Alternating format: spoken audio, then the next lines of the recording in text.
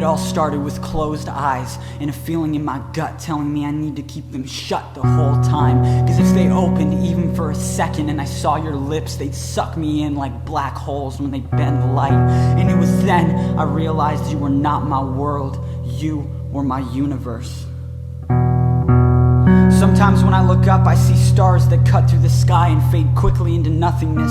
And I pray that you aren't as fleeting. Cause when we're lying in roads, I get the same feeling that gravity will just turn off and I'll fall endlessly into something much larger than I am. And I wonder if that's what it feels like to die, and if I'll ever understand God in my lifespan. Cause I wanna see God.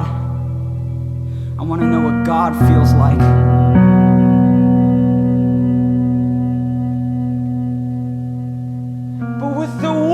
Of the Bible, I will break Adam's ribs and repeat, my dear Eve, you do not take after this.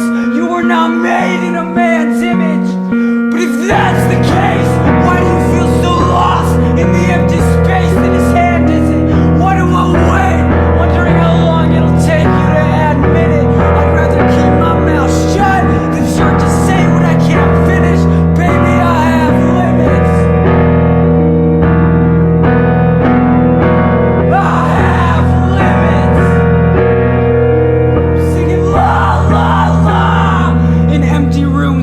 Sounds like hollow caves.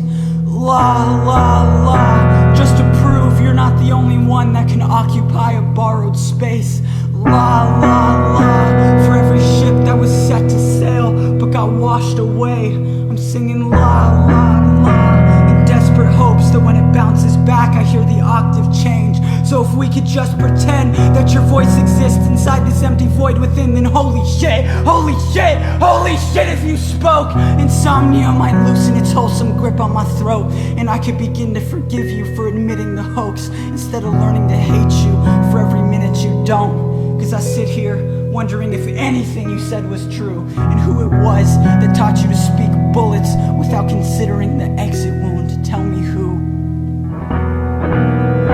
Still think back to the first time you called me with nothing to say.